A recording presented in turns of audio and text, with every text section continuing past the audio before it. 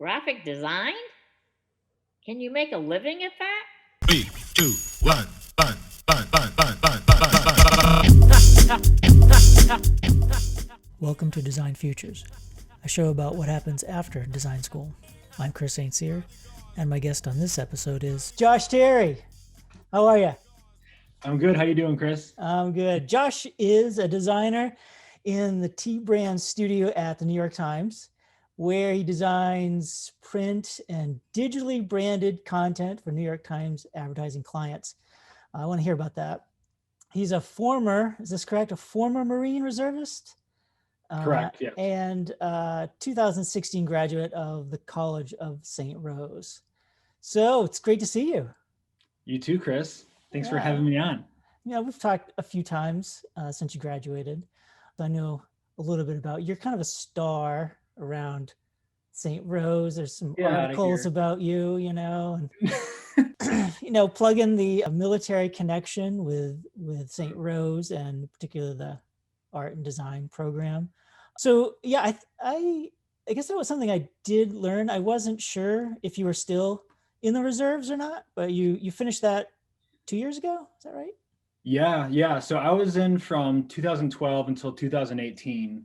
Okay. So I got out December of 2018, and I got out. I just wanted to focus on my career. Really, it was kind of draining me. Yeah. When you climb up in the ranks. By the time I got out, I was a sergeant, and at that point you have a lot more responsibility, and you're in charge of, in my case, more men, and it was becoming a lot. I loved it, but it was just way too much. Well, I'm sure everybody, all three people that are listening, thank you for your service. That's great that that you found that was part of who you were. I was reading you thought about that since you were a very young child, like being a Marine. So that seems to be part of who you are from a very early age. For sure. I was influenced a lot by a lot of not a lot, but by family friends who were in the service during the Vietnam era, but also influenced by Marine Corps advertising, like graphic design. I still have the poster that I had in my childhood bedroom on my bedroom in my parents' house now. Oh, yeah. And it's the most dramatic, like poorly designed poster ever seen, but it got me. It got me for 6 whole years. It worked. Graphic design works. I do want to talk about some of your work. We'll take a look at that in a minute. So can you just give us a sense of what's your day-to-day like at the New York Times? My role has actually changed quite a bit in a little bit over 4 years since I've been there, since I've started there. It's changed just because of the different processes and everything like that. But the role has changed pretty dramatically. I was hired as a junior designer almost straight out of college. I was hired October 2016. And I was hired as a designer, and only that. But through reorgs of the company and through emerging technologies and things like that, they ended up not getting rid of the development team. They pared it down a lot, and it was more separated from design because they ended up building a CMS, which for those who aren't familiar, a content management system is like one that everyone might know is like Squarespace. So you have different components that when you dig into it, you can input custom CSS and HTML to customize your page and things like that. So at that point in time, I had to learn HTML and CSS. So I'm not saying I'm a dev now, but it's dev. What's a dev? A developer. So someone who builds web pages. So, but the reason I bring that up is because it's changed dramatically over the 4 years, and now it's changing even more now as we speak. For my day-to-day in the COVID world, I roll out of bed and roll into my desk. I usually start my day with coffee. I have to have my coffee. Like when we were in the office, I would get to the office, I would put my bag down. I might take my laptop out of my bag and open it up, but I would immediately go back down the elevator across the street and get my espresso. Where did you go for coffee? I would either go to Bluestone Lane across the street, or there was a place called, oh, what was it? But yeah, I'd always either get like a flat white or a macchiato, and Oh, fancy. yeah, just Not really. just like regular, just black coffee from Oh no, the New York Times lounge. No, nothing. no, That seems very like newspapery. Like I just want like black coffee right from the pot. No? I do have a lot of colleagues that like that. I have a sweet tooth, so I usually put my cream and sugar in there. But yeah, after the coffee, I feel like I follow suit like a lot of people. I check my emails, check my Slacks. For those students listening who might not know what Slack is, it's kind of like it's an instant messenger. So that's an official form of communication at New York Yeah. Times. Yeah, Slack. Yeah. And when it goes down, because it does like on occasion, like we had a global outage like yesterday, terrible. Like we have to like email, like Old technology, email. Walk down to somebody's office and actually talk to them. yeah, exactly. And well, it's harder during COVID too. It's like, if we're in the office, That's it's like true. whatever, but Yeah. like Slack, you can message, you can call like we are right now. You can like video call, you can send files. It's great. I love it. So I check all my Slacks and emails, and then throughout the day, like it really depends on what kind of projects I'm on. But a lot of my projects are pretty similar in respect to like their format. So when I say format, I mean like it's either going to be a digital format or a print format, and it can be an array of things within that. But I predominantly design paid posts, which you explain in the intro, which it's sponsored content. It's a sponsored article that a brand can come and they pay for it, and we'll write it, and we'll do on the ground reporting. We'll hire on the ground photographers, illustrators, videographers. Like for instance, if a brand, say like an energy brand, wants to tell a story about some initiative of like cleaning plastic in the ocean, we sent someone to the like Arctic Sea where there's like wind turbines, and there was a photographer and a journalist there reporting, and they came back and we told a story about what that company was doing for energy conservation and green energy. It's impactful work, even though it's advertising. Some of these stories can be really cool. I imagine that's somewhat of a challenge for people listening, maybe, or even people in your industry, to like, because there's that separation of like, of course, the New York Times is really seen as like a pinnacle of quality, objective journalism, but then you're working for an advertiser who wants to tell a particular story. Then so where's the balance? Like you said, you're sending a journalist out there. Where's the balance of like, yeah, we're telling a story, but we also want to be truthful. We don't want to like distort that truth. Totally. So you have those conversations in the office and with the client?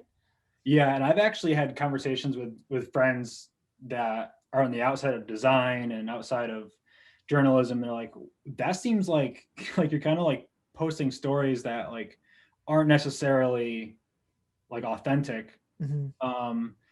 But I mean, they're like from the get-go, it's very clear that it's an advertisement. Like we use very clear indicators for that. There are conversations about that. Everything is fact-checked. It's also very clear that it's for a brand. Like you can't just throw a story on to the New York Times and say this is news when it's not. We are conscious of that, and it's a careful balance. So yeah. And the phrase that the New York Times or other groups would use these days is branded content. Is that how you refer to this kind of content? Yeah, I call it branded content.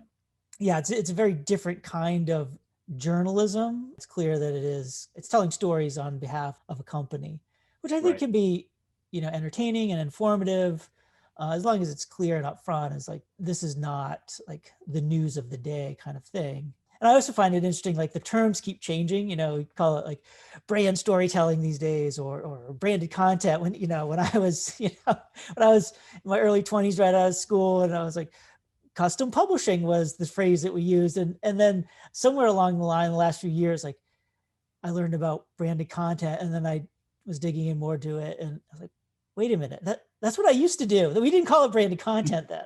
In the 90s, it was something else.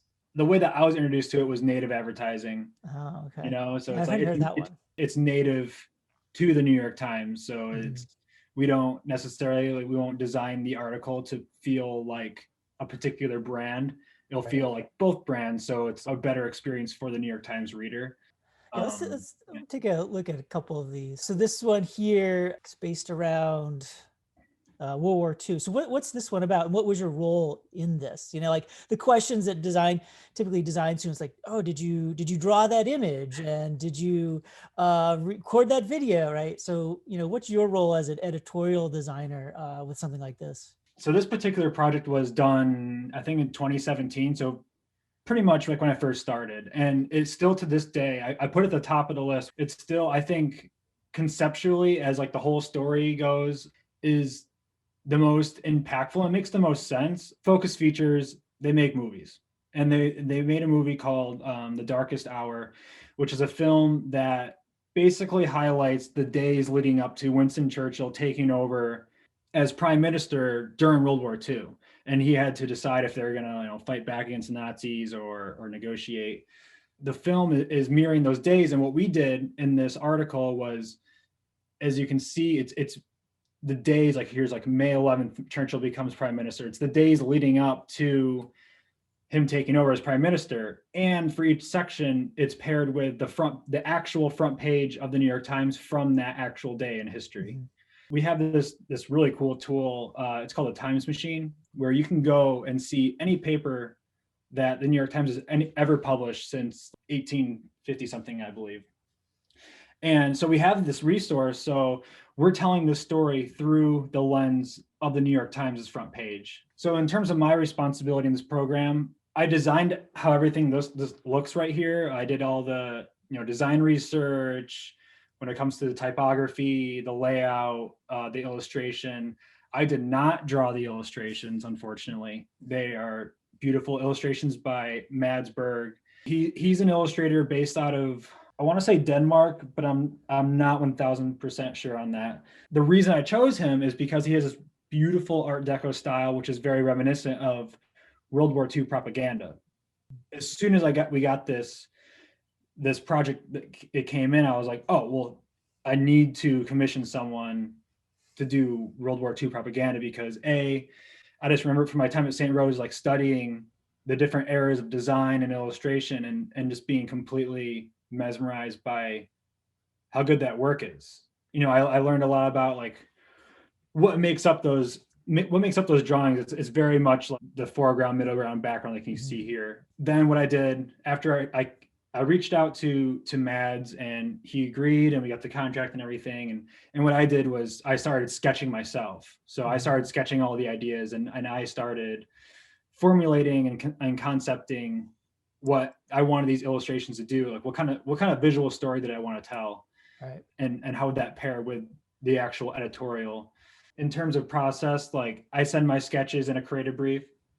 He'll send through his version of his sketches. I'll get feedback. We'll do a round one of illustration, which usually has color, sometimes not. And that'll typically go to the client. They'll give their feedback, and then I'll compile that with my feedback, and then we'll do another round.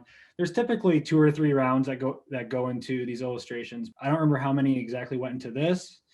Still to this day obsessed with this, just because it's such a strong story. Yeah. One thing about this project that I'm just remembering now that was actually kind of a speed bump, and it was my first experience of what like a real world problem is in design in my world, in editorial. So the photographs that are in this paid post are all archival images. So like obviously we did not send in a photographer to go take a picture of Winston Churchill, because that's just not possible.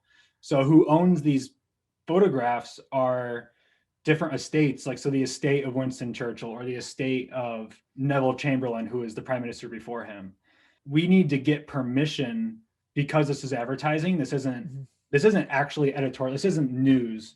So you need to have permission, and you need to buy these. It was actually rather difficult to get in touch with these estates at first. It ended up being all right. And we got all the photos we wanted, and they're stunning. It looks great. And I like the idea of, you know, it's a movie about some moment in time in history, and then really using the resources of the New York Times to like, here's the timeline of the movie, and let's pair that with the actual, front page of the New York Times, and kind of learn from entertainment, right? Like you can watch a movie and it might be based in the real world, but you have to dig a little deeper. And what this post does is it gives you access to that little bit of history as you're learning about the movie and you're learning about these events of World War II and what was going on in Great Britain at that time. And it also gives you a look into like what Americans, like what their point of view was during that time. Because it's like, it's through the eyes of the newspaper. I just want to show this one, and I'll put some links on the web page so people can check these out and interact with them. But I wonder if you could talk just briefly, because there's one more I want to show, but just like how are you art directing or sketching out like this animation that's happening, and like how does that all work with like, oh, I'm going to scroll, and then at this point this droplet of water is going to come down, this thing's going to rotate. How is that all orchestrated? Because that seems pretty complex. That's it is. There's interaction and there's motion and there's type going on. That's very different than like if this were in print and nothing moved and nothing was interactive except for turning a page. This was incredibly complex. It kind of broke my brain a couple times throughout the months. No, I'm not kidding. Like this was very hard to wrap my head around, just because I'm not the keeper of knowledge of like how to make a 3D illustration, let alone animate it. And for those who can't see this, it's 3D illustrations that are turning into liquid. It transitions by turning to liquid, and then that liquid basically turns into another illustration when you're scrolling. So it was very hard to wrap your head around. And from the get-go, I knew that this design had to be super simple, which is why like the typography is just like very straightforward.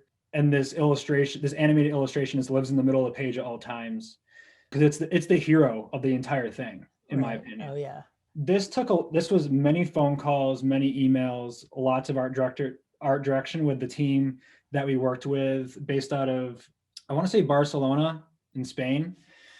The timing, to answer your question about the timing, we kind of guessed. What we had to figure out is how many clicks it would take to go down the page, like literally clicking the arrow to like scroll all the way down the page, and that would transfer into frame rate. So that way, like you would know exactly like how many pixels tall each section was, and how many pixels translate into seconds of time, because this is a video that scrubs as you're scrolling.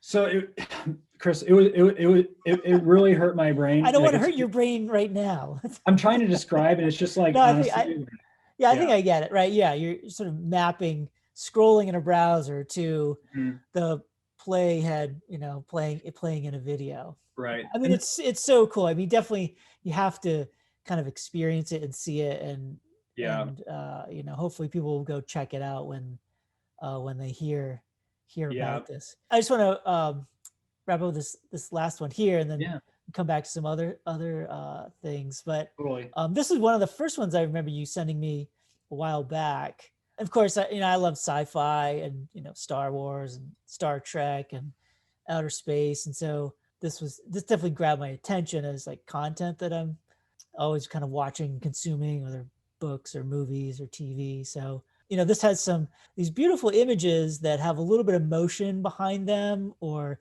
in the foreground, like stars or like galaxy moving around. So what was this project like, and what is it about? I think I want to say this was in 2018. So this is a program for CBS All Access, and they were coming out with a new season of Star Trek, and they had taken over the franchise. And in this new season, the leadership of the Star Trek fleet, I'm sorry, I'm not very familiar with the Star Trek shows. The leadership was predominantly female, and this was during a time where the most women ever were elected into the House of Representatives or Congress. This is a time when everything was going on with Me Too. So it was a very timely piece that held a lot of importance, even though it was about sci-fi, which it has a lot of cultural impact. Like Star Trek is very popular among many generations of people. So the story is about that leadership throughout the series, and there's interviews with the different actors and actresses, and it's accompanied with all these different illustrations of these actresses like in their Star Trek environment and in outer space. And this was a really fun one. I really enjoyed this.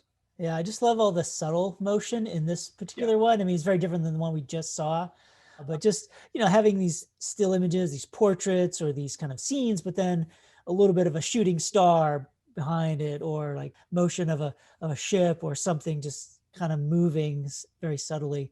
And of course, we should point out, like, all of these end with some kind of call to action, right? That engagement in a digital environment, that you go through these articles, these posts, and it's really leading you to some kind of engagement with the company that's advertising, right? So here you can go check out how to subscribe to CBS All Access and go watch Star Trek. So such cool projects. I mean, I've said before, like, I wish this was like a thing when I was like a designer right out of school and doing, work for custom publishing, as we call it. But yeah, it's so cool.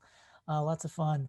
You're working on this kind of content right now. So you're probably working on something right now. When will that be out? Like, is it like, what's your time frame? It's like weeks, months? Like, how far in advance are you working on these things? It varies depending on what the project is. So right now I'm working on a custom podcast for a brand.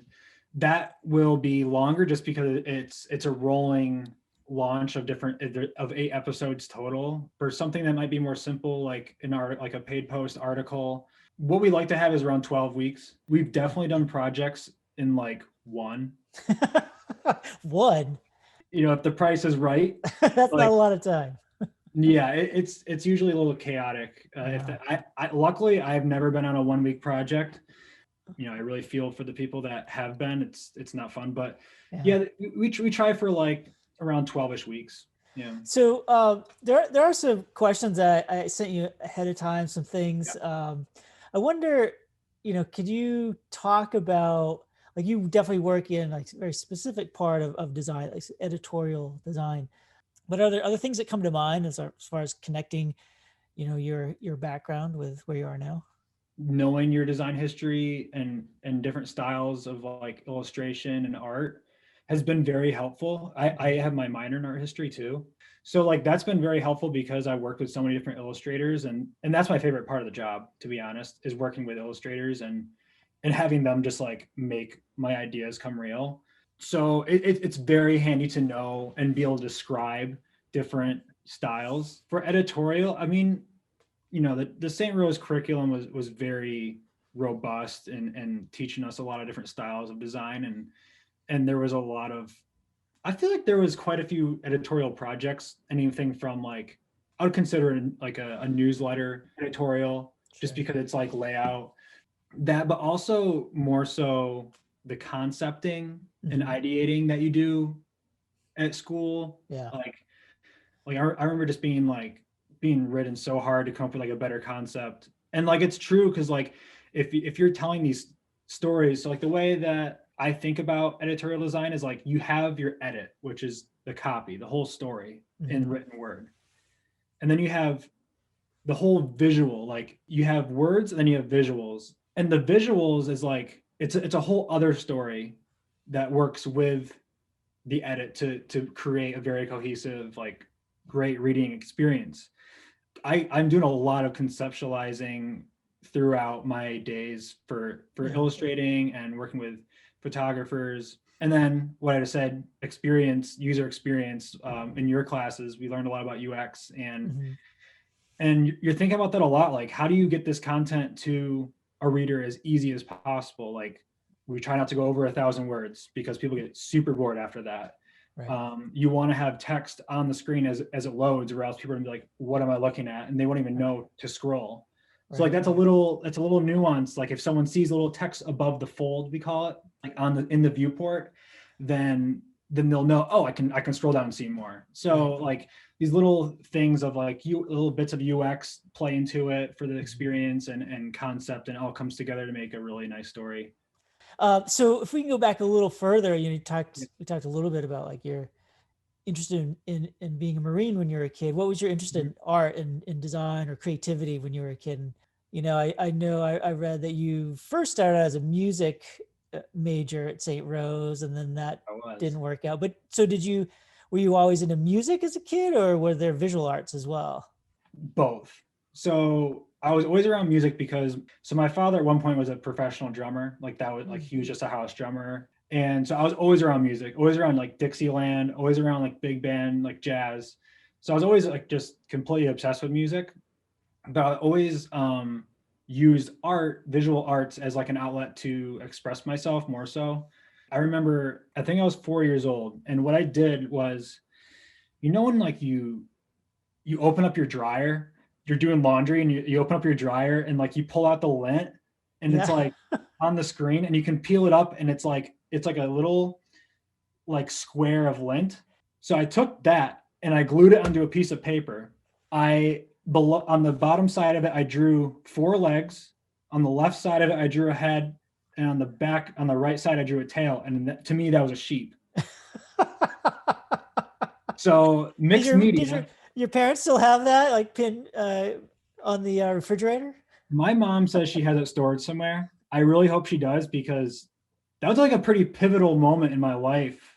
Like, I don't know. I just think of that from time to time. Like that was just a moment of like, I was thinking for myself and I made something. And did you take classes in school, like official like art classes in high school or middle school, things like that?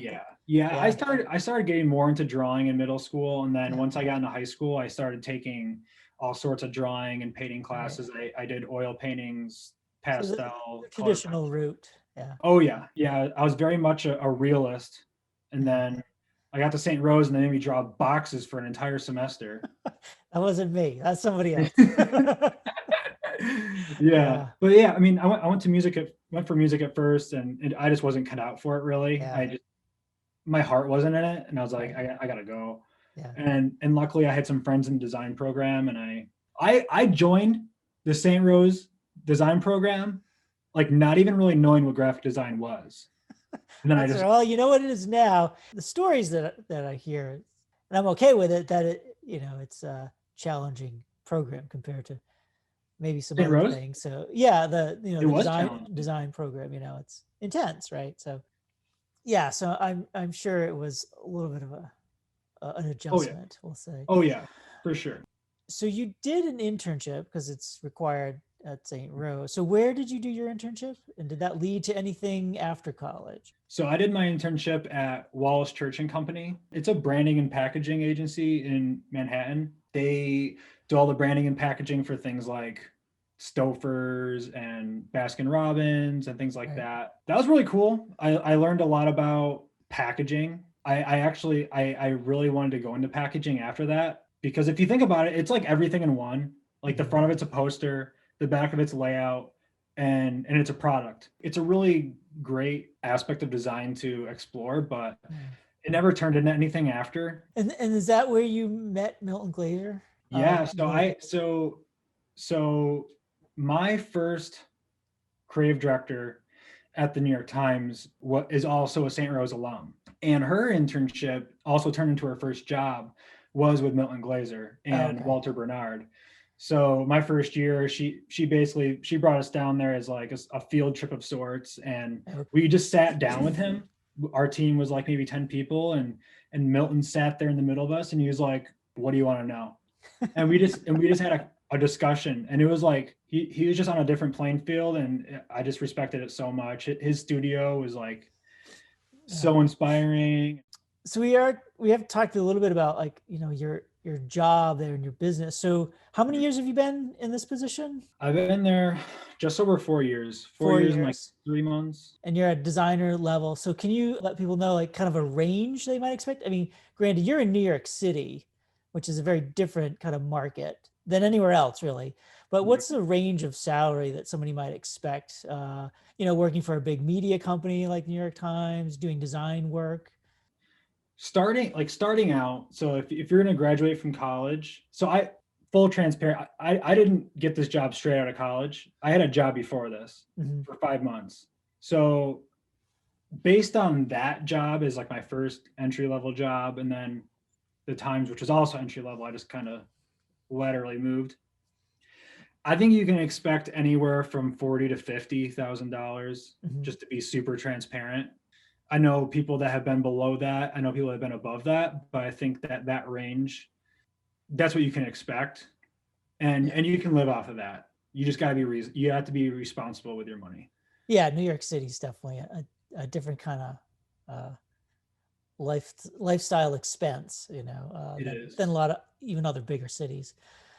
So another question from the students as far as like the business side, and because you do have clients, which is a little different. I mean, you're in-house, but you still have you work with these outside companies.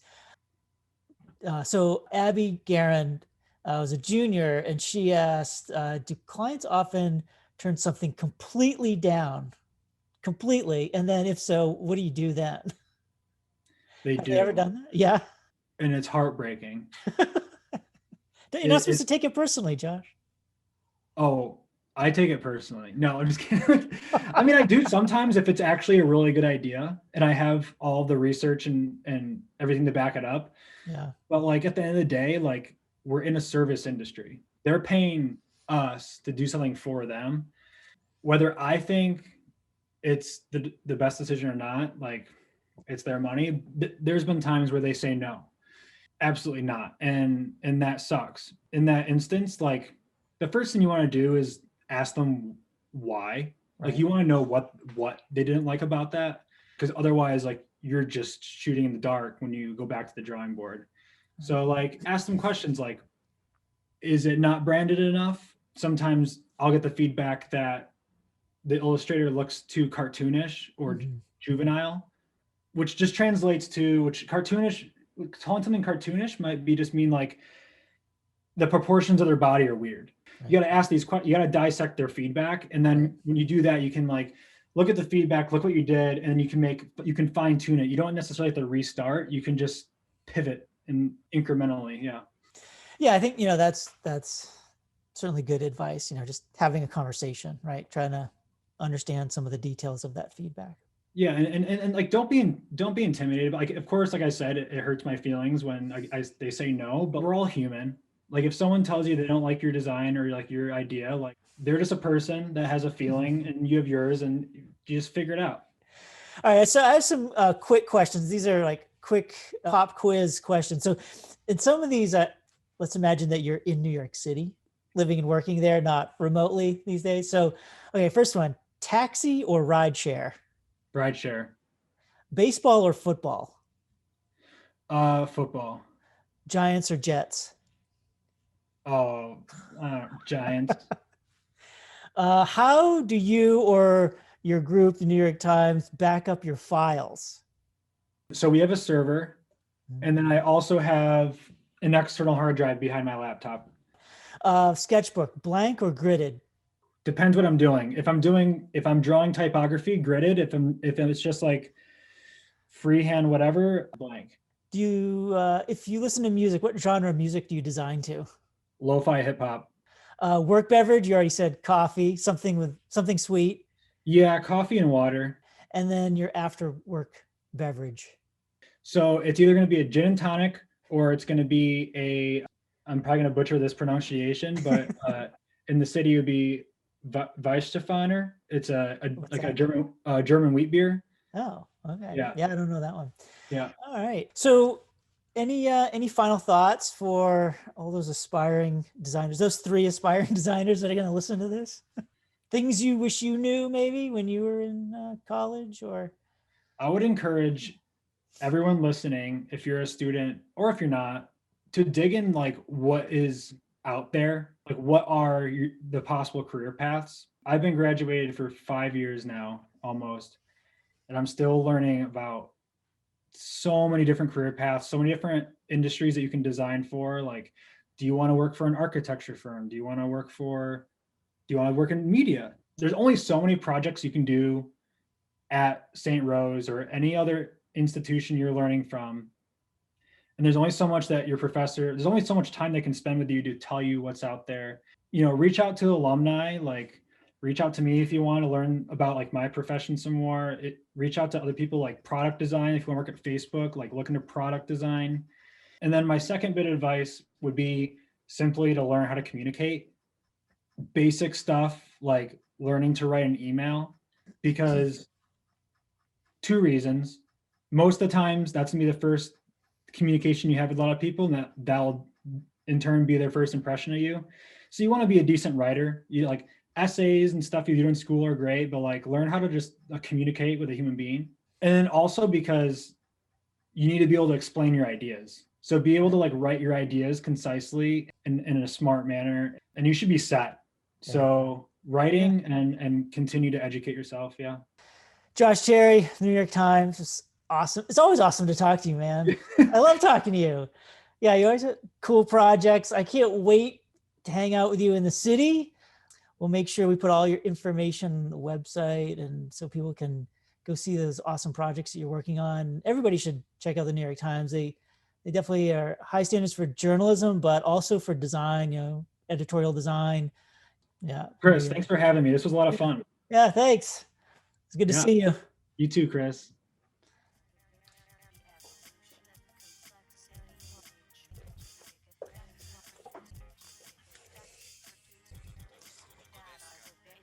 So what did we learn from Josh? Writing emails well is important. It matters.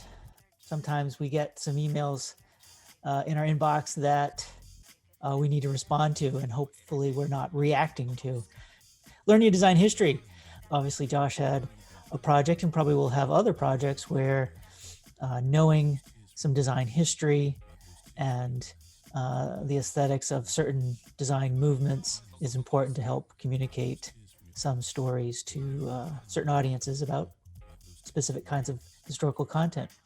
Design is about collaboration, collaborating with web programmers or writers or illustrators, photographers, videographers, researchers, and the list goes on. Learn how to communicate and collaborate with your team members.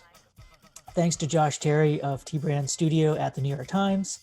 If you have any comments or questions for me or my guests, please leave them in the comments and hit that subscribe button so you can catch the next episode of Design Futures. Until next time, go learn something. Your future depends on it. Thanks for listening. See ya.